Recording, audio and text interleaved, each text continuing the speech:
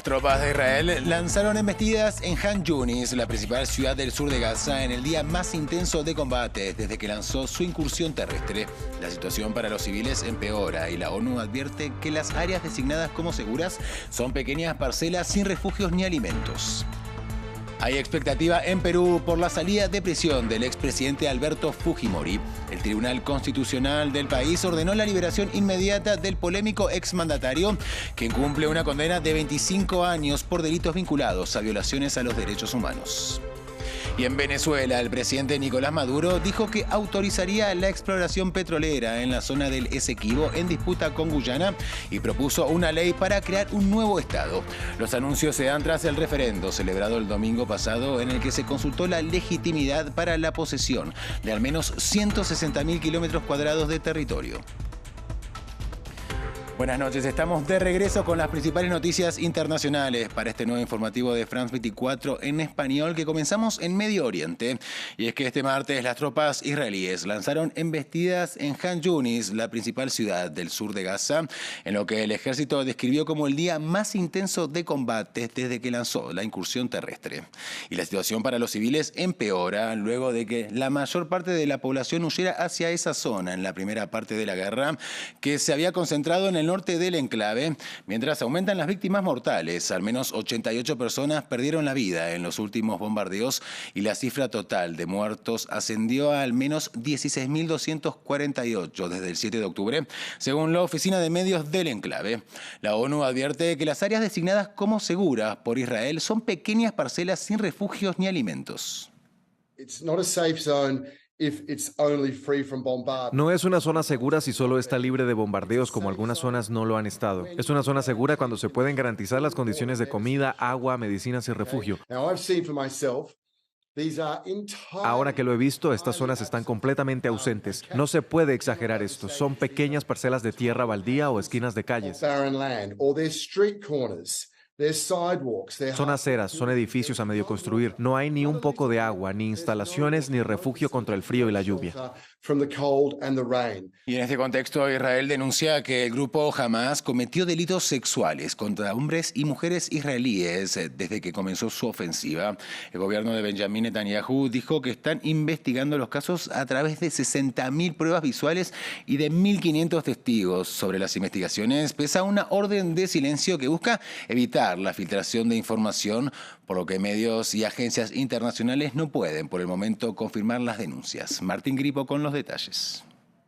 A casi 2 meses del inicio del conflicto entre Hamas e Israel, el gobierno de Benjamín Netanyahu denuncia que militantes del grupo islamista cometieron delitos sexuales. De acuerdo al gobierno israelí, la policía investiga presuntas violaciones de Hamas en su ofensiva del 7 de octubre y contra los rehenes. Las autoridades aseguran tener 60.000 documentos visuales que probarían los hechos. Tras una reunión con rehenes liberados, el primer ministro denunció casos de violencia sexual.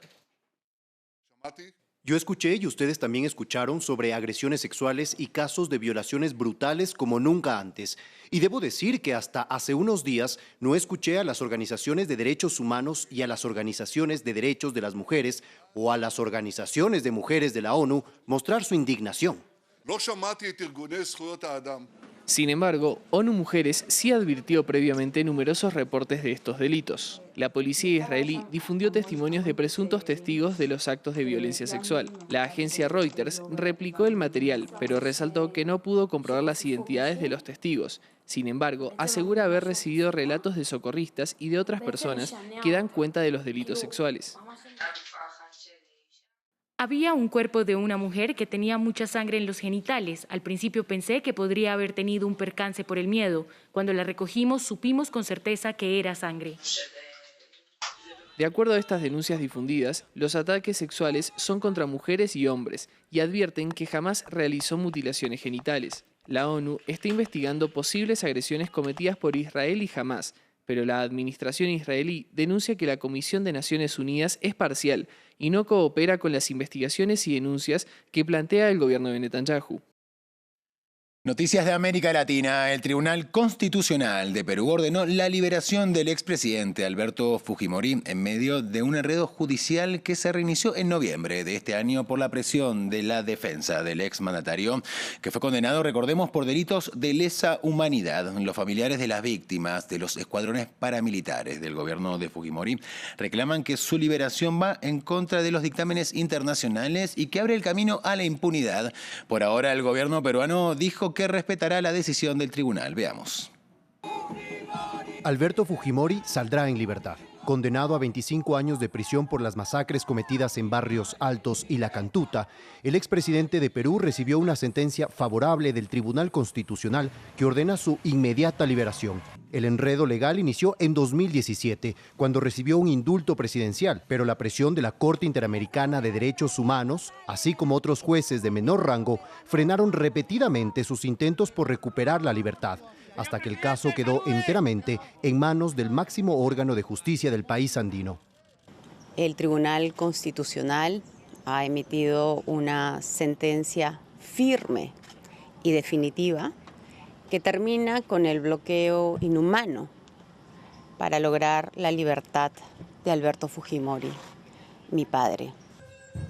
La hija de Fujimori cree que los 16 años que su padre estuvo en prisión son suficientes. Sin embargo, 5 familias de las víctimas de la masacre de La Cantuta tuvieron que esperar 31 años para encontrar los restos de sus seres queridos. Realmente es bastante injusto, ¿no? Para los familiares no solamente recibir la cantidad de restos que estamos recibiendo, en algunos de los casos es un solo hueso, sino también todo este tiempo, ¿no? Lo que nos habla del abandono del Estado a las víctimas. La resolución del tribunal, firmada por 3 de sus 6 miembros, va en contra de lo dispuesto por la Corte Interamericana de Derechos Humanos, que expresó su preocupación con este último intento por liberar a Fujimori. En la resolución del 7 de abril de 2022, la Corte IDH estableció las razones por las que el Estado debe abstenerse de otorgar un indulto por razones humanitarias sin cumplimiento de los estándares interamericanos establecidos en las resoluciones de supervisión de los casos Barrios Altos y La Cantuta.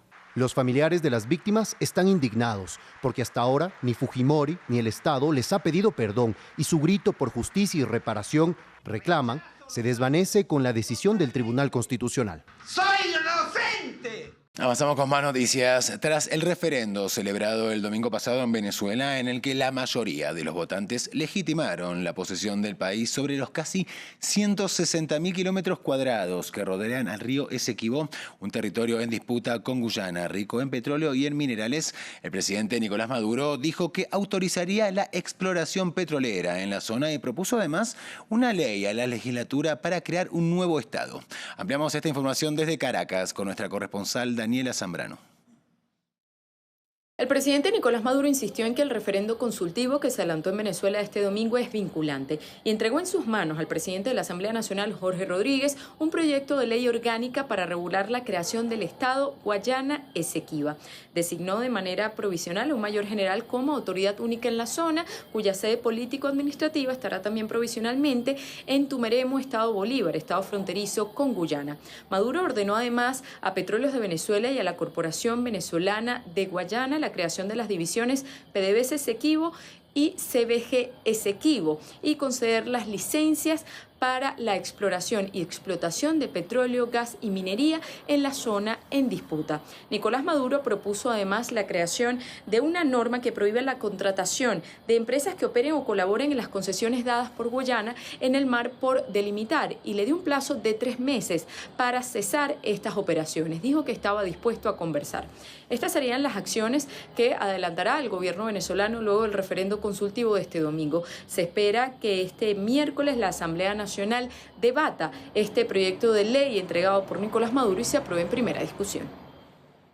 El Salvador está experimentando una alarmante regresión en el respeto y la protección de los derechos humanos durante el gobierno del presidente Nayib Bukele. Esto es lo que asegura la Organización de Derechos Humanos Amnistía Internacional. El informe titulado Detrás del velo de la popularidad, represión y regresión en materia de derechos humanos en El Salvador documenta la instalación de un contexto marcado por la profundización de un enfoque punitivo y represivo en materia de seguridad pública, también por la adopción de de un marco legal que pone en riesgo el debido proceso, el uso sistemático de la tortura y otros malos tratos contra personas que se encuentran privadas de su libertad en centros penales. Es todo por el momento. Sigan informándose en el resto de nuestra programación y en france24.com. Gracias por acompañarnos.